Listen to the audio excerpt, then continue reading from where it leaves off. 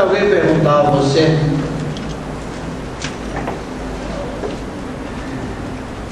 qual a razão real da vinda de Jesus ao mundo,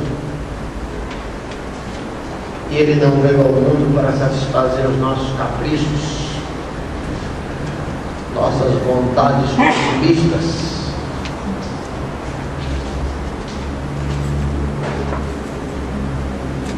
você pode anotar esses dois textos que eu lerei.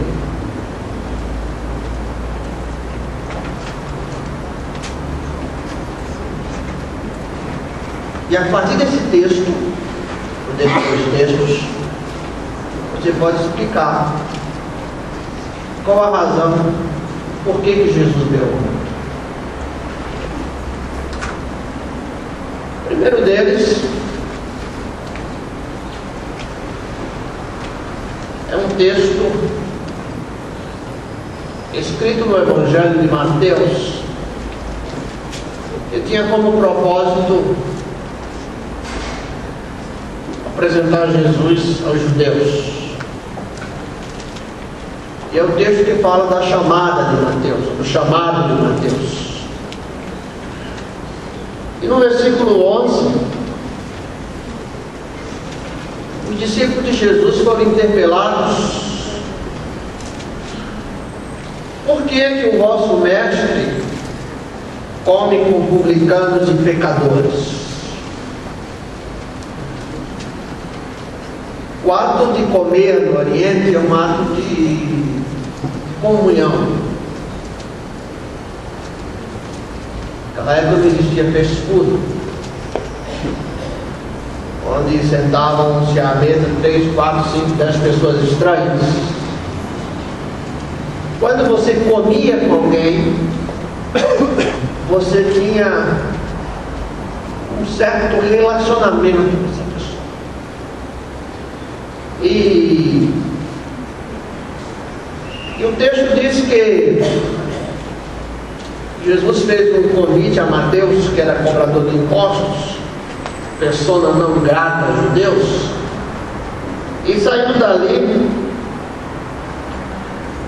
ele foi à casa dele. E ali os discípulos foram interpelados: por que Jesus comia e bebia com publicanos e pecadores? Jesus, ouvindo, tinha um ouvido esticado. Jesus, ouvindo, disse: não necessitam de médicos os sãos, não seus hipocondríacos, mas não necessitam de médicos os sãos, mas sim os enfermos. E depois, e aprendei o que significa misericórdia quero e não sacrifícios, porque eu não vim chamar justos, ou pessoas que se acham justas. Paulo vai dizer que o bom você pode achar justo, não, mas eu vim chamar pecadores. O outro texto que você pode anotar, eu li Mateus capítulo 9, versículos 11, 12 e 13. Pode anotar aí no seu celular, se for Bíblia, Deus está vendo, né?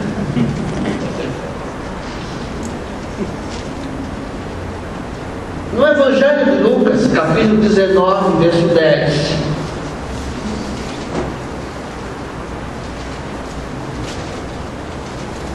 Jesus diz: porque o Filho do Homem, é o seu título de humildade, porque o Filho do Homem veio buscar e salvar o que se havia perdido.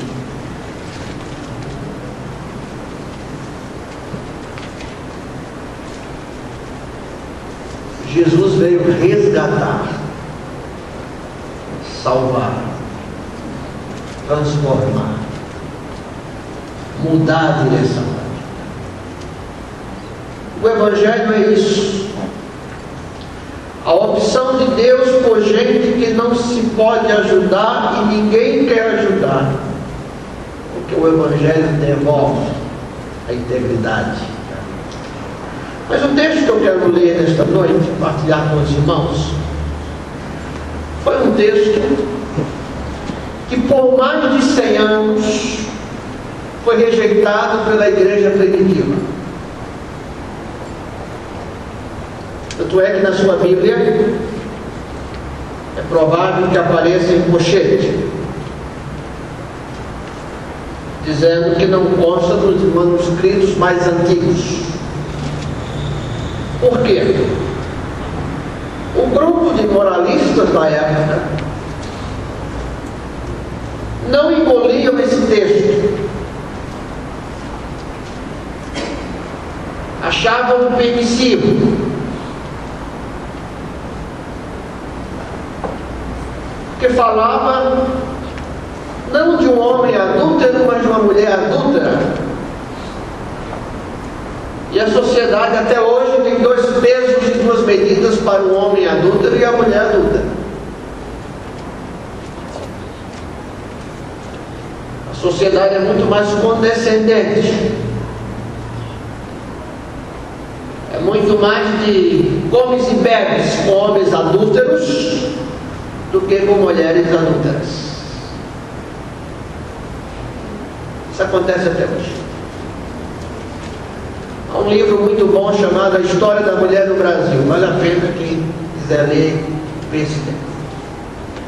Mas o texto do Evangelho de João, no capítulo 8, foi um texto, como disse, rejeitado por mais de 100 anos na igreja primitiva. Era um texto banido da igreja primitiva.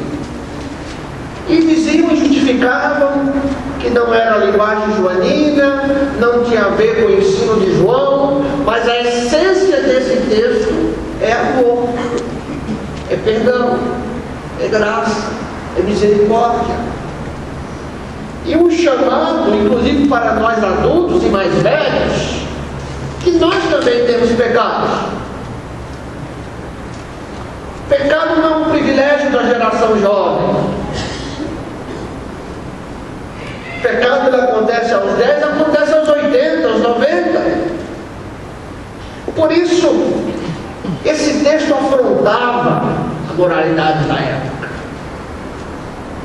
Porque durante muito tempo a igreja teve dificuldade de entender que o cristianismo não era uma versão melhorada do judaísmo, mas que era um novo ensino firmado no amor, firmado na misericórdia.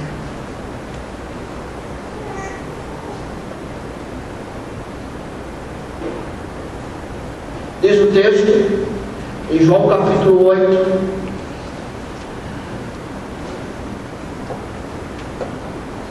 que Jesus foi para o Monte das Oliveiras, foi orar.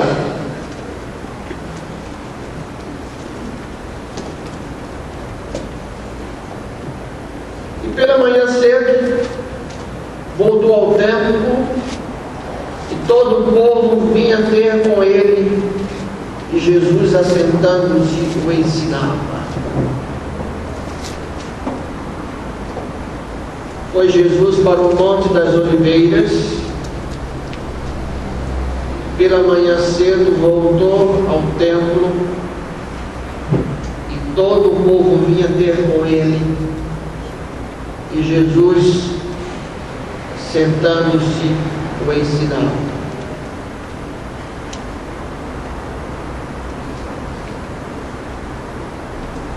Jesus tinha autoridade no ensino, irmãos, porque ele tinha intimidade com o Pai.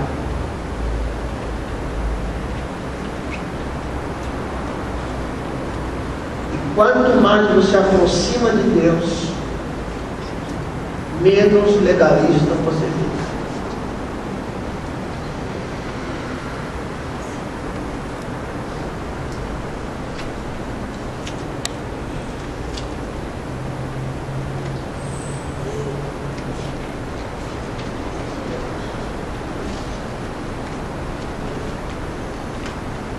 Diz o texto: os escribas e fariseus trouxeram uma mulher apanhada em adultério, pondo-a no meio. Disseram-lhe: Mestre, esta mulher foi apanhada em adultério.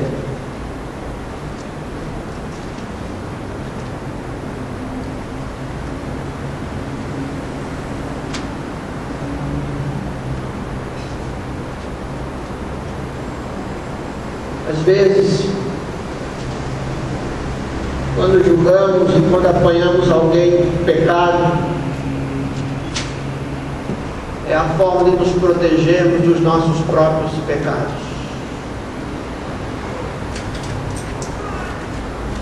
Enquanto eu aponto o erro dos outros, ninguém olha o meu.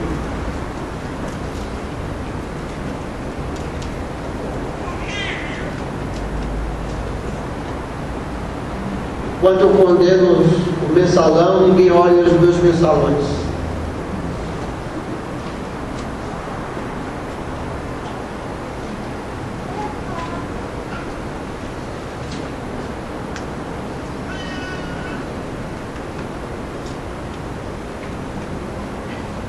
São pais que ensinam os filhos a dar caixinha para o guarda para não ser multado.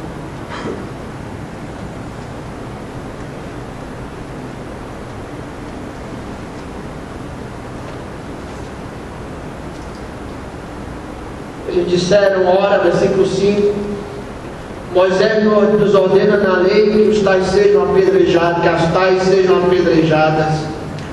Tu, pois, o que dizes?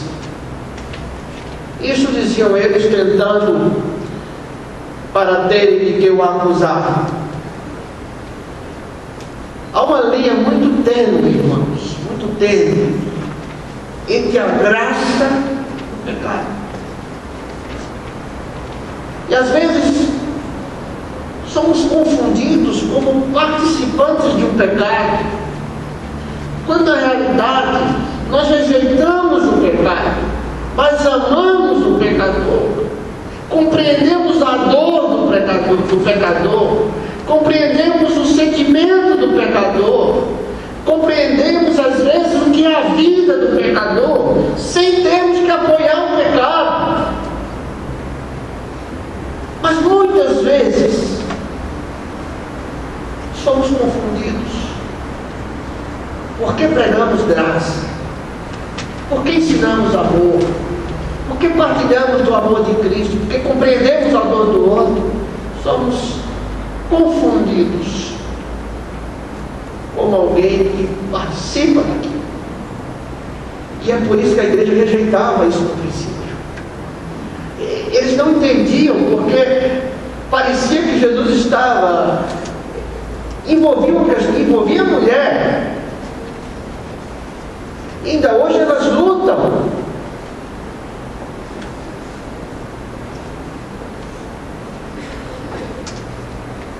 Convidei uma irmã para falar no dia 10 de março, esperando a confirmação. Eu quero que ela fale sobre a mulher na pós-modernidade. Porque muitas das nossas irmãs que aqui estão lutam até hoje.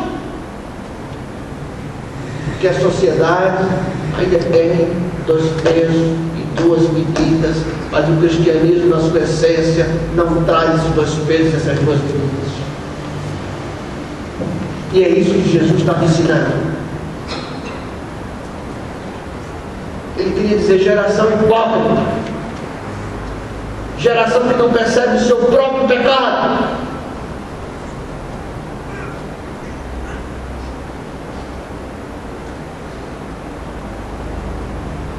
E diz a palavra de Deus que eles tentaram, estará no versículo 6, tentaram acusar Jesus. Jesus estava escrevendo, não veio o caso o quê? Alguns dizem que era pecado, também não veio o caso. Mas como insistisse em perguntar, ergueu-se e disse: aquele que dentre vós está sem pecado, seja o primeiro que atire a pedra.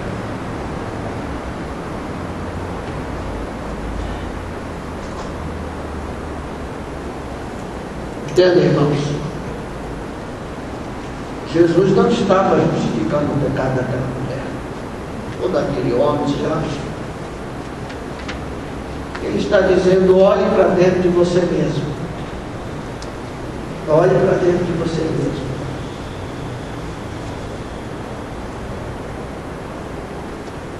Vá para o espelho, não para olhar estética,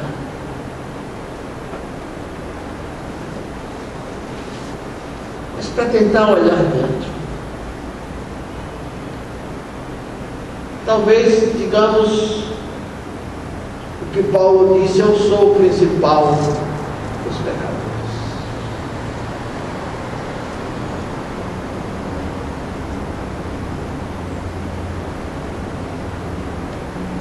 A palavra de Deus diz que quando ouviram isso, foram saindo um a um, a começar pelos mais velhos até os últimos. Ficou só Jesus e a mulher ali em pé. Então, erguendo-se Jesus e não vendo a ninguém senão a mulher, perguntou-lhe: mulher, onde estão os teus acusadores? Onde estão os teus acusadores? Ninguém te condenou? Ninguém, Senhor.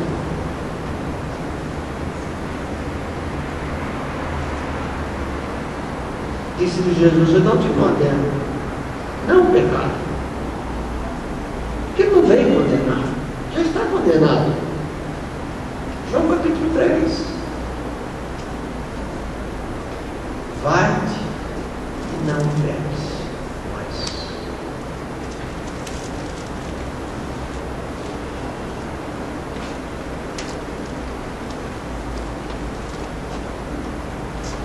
Uma das coisas difíceis para quem vai se preparar para um campo missionário é a questão da antropologia e compreender costumes.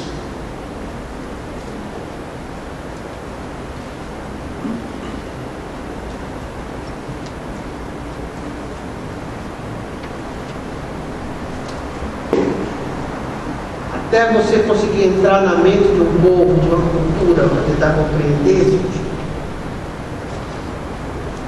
Mas o Evangelho vem mudar isso nas pessoas. Se abrirmos nossas Bíblias em João e Lucas capítulo 6, um texto que às vezes é usado como promessa financeira, não tem a ver nada com promessa financeira.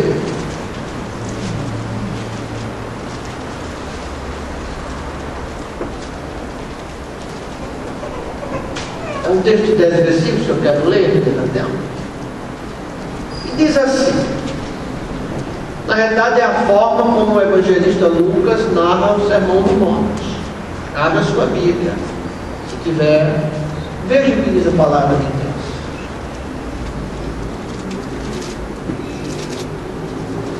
Amai, porém, a vossos inimigos. Fazei o bem e emprestai. Prestar tem sentido de atender a necessidade.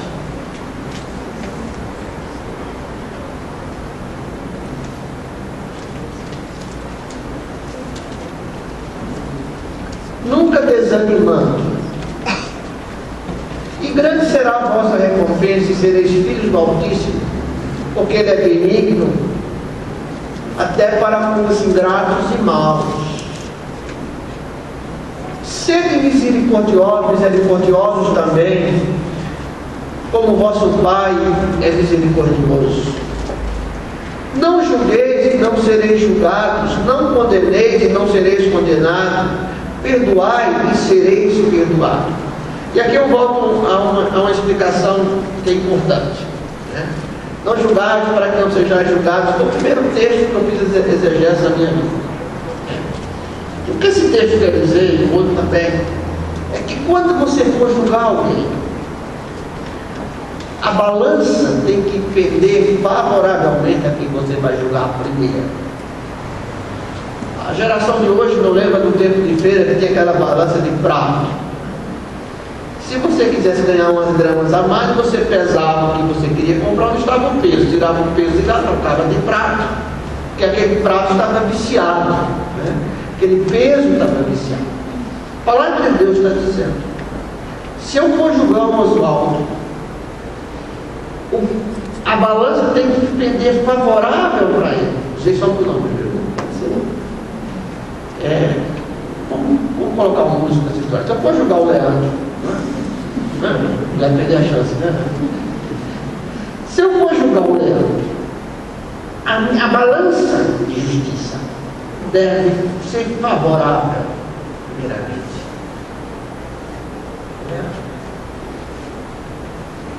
É isso que Jesus está ensinando. E esse ensino é coerente com a mulher samaritana. Não julgueis e não sereis julgados, não condeneis e não sereis condenados, perdoai e sereis perdoados. Daí ser-vos-á dado, boa medida, recalcada, sacudida e transbordando, vos deitarão no regaço, porque com a mesma medida com que medis, vos medirão a vós. Isso tem a ver com dinheiro. Tem que haver, quanto mais graça eu dou, mais graça eu recebo. Graça, misericórdia. Porque senão voltamos ao tempo da Inquisição.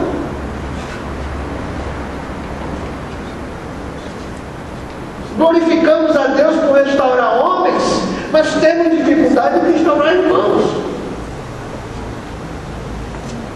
E o Senhor então propõe uma parábola dizendo: pode porventura um cego guiar outro cego? Não cairão ambos no buraco, no barranco? Não é o discípulo mais do que o seu mestre? Mas todo que for bem instruído será como o seu mestre, diz a palavra de Deus. Porque vês o arqueiro no olho do teu irmão e não reparas a trave que está no teu olho? Ou como pode dizer teu irmão: irmão, deixa-me tirar o arqueiro que está no teu olho, não vendo tu mesmo a trave que está no teu? Hipócrita, tira primeiro a trave do teu olho, e então verás bem para tirar o arqueiro daquele que está no olho do teu irmão. E assim vai. É um ensino duro. Por isso, está tão badalado na igreja primitiva, que nós precisamos voltar à igreja primitiva. Por isso que a igreja rejeitava. E durante 100 anos tentou impedir que a igreja de Cristo tivesse acesso a esse texto, que depois foi colocado ainda sobre colchetes, mas foi colocado para mim a palavra de Deus, para mostrar que Jesus é graça.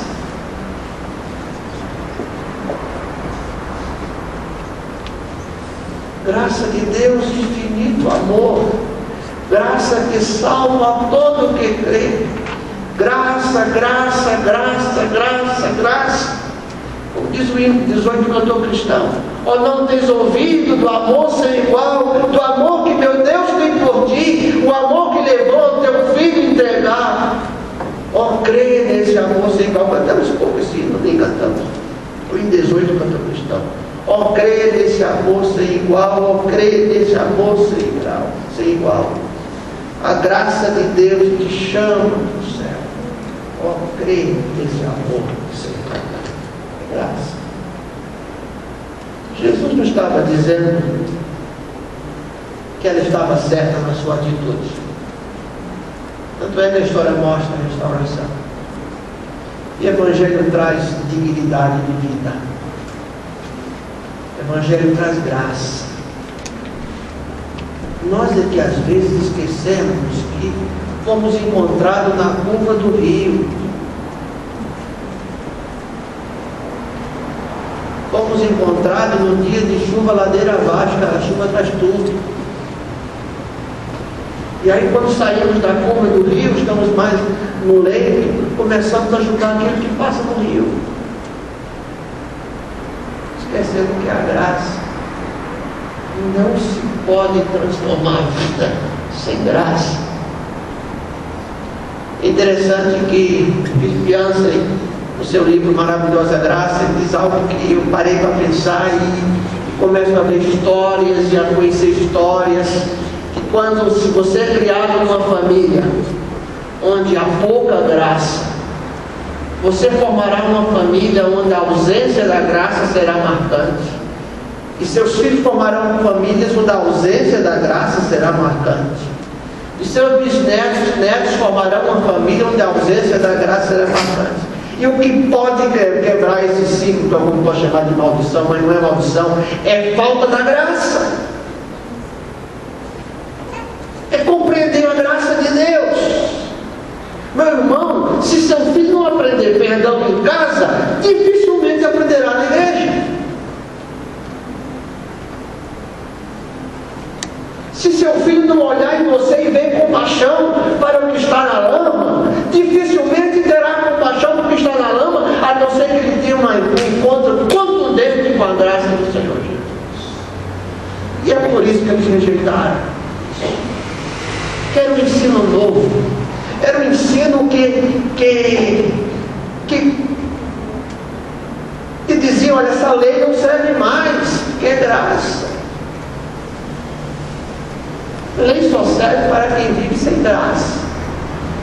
Mas agora a graça de Deus é manifesta em nossas vidas. Entende? E Jesus diz, vai, restaure a sua vida. Mude a história da sua vida. Transforme a história da sua vida. E ninguém que se confronta com a graça de Deus permanece a mesma pessoa.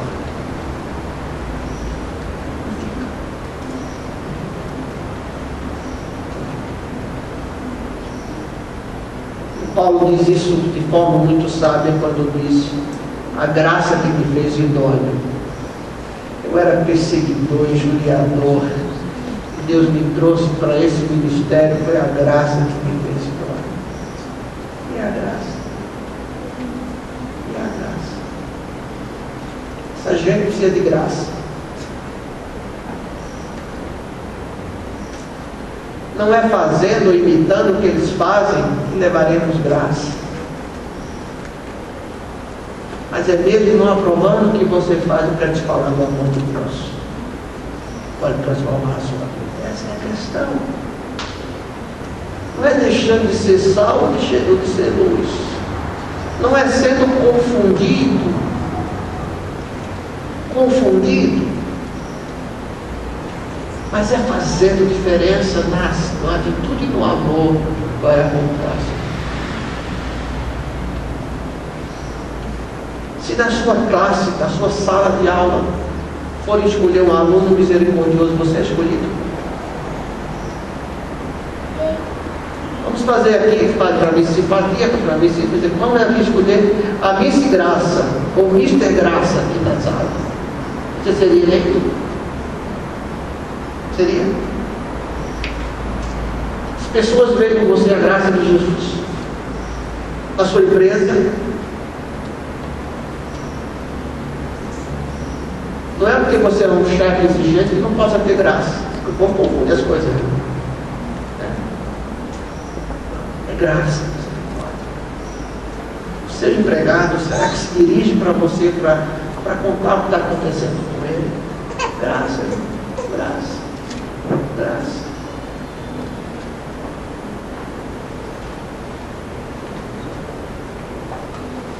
Eu posso ser diferente na mesa. Não preciso fazer o que eles fazem. Eu posso ser diferente. Até porque crente não pode beber, já fala besteira tomando Coca-Cola, às vezes então você beber que é uma coisa pior. Mas eu posso ser diferente. O que me faz diferente é a essência. E é graça. É graça. Você precisa ser visto na sua sala de aula, na sua empresa, onde você estiver com alguém cheio de misericórdia e graça, gente. Nós somos alunos da graça, nós somos reflexos da graça, nós somos efeito da graça, nós somos resultados da graça. Se hoje estamos aqui, se a história é diferente, Se a minha história de família é diferente, se os meus avós tiveram uma história diferente, se os meus bisavós tiveram uma história diferente, é porque a maravilhosa graça alcançou. Por alcançar a sua vida. Se você chegou aqui nesta noite e diz: olha, pastor, eu entendi a graça de Jesus, eu quero entregar a minha vida a Jesus. Tem coisas para consertar, Ele vai fazer depois. Primeiro, a decisão. Eu quero receber Jesus como meu Salvador pessoal, que a minha vida precisa da graça de Deus.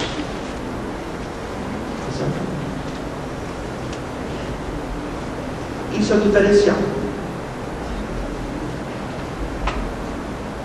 Diferencial.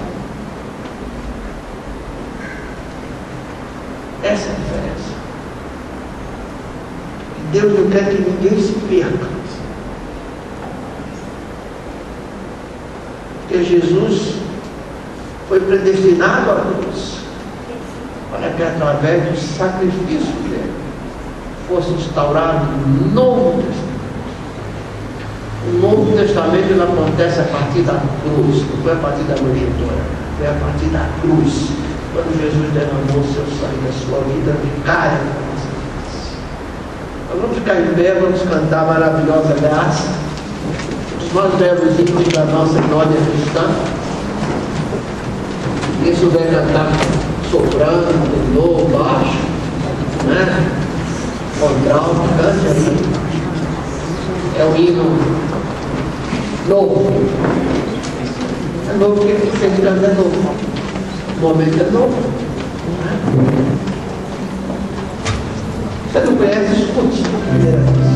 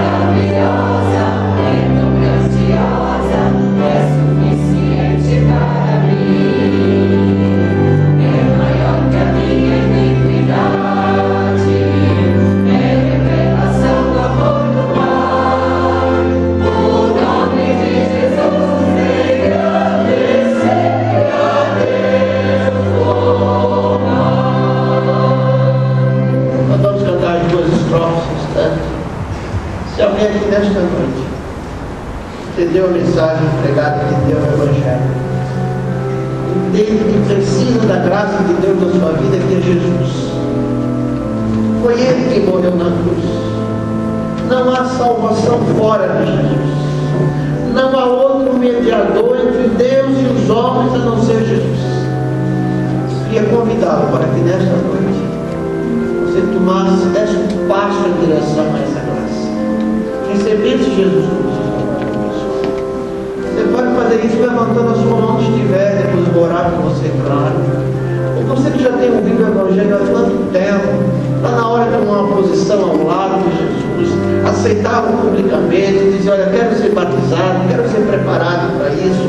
Você que se afastou de Deus, viu que não valeu a pena viver longe do Senhor, volta para Jesus nesta noite. É graça.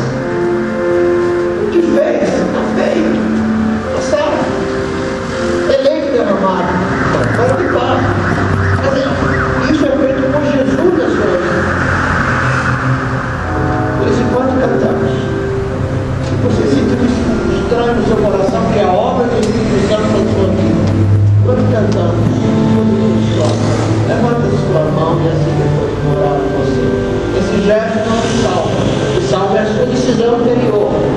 Pai, que você testemunhe daquilo que Deus está fazendo na sua vida e na sua vida. Cantemos.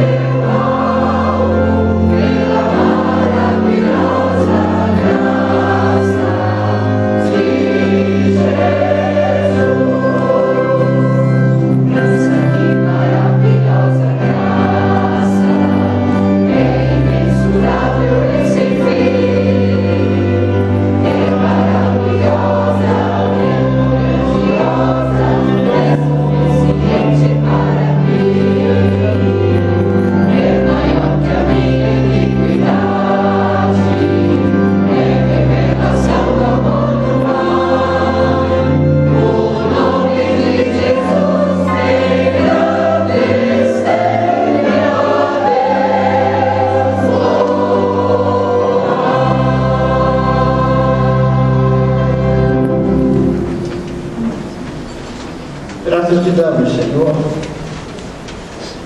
por tua graça em nossas vidas. Graças te damos porque a tua graça mudou a nossa história e vida. E a minha oração, Senhor,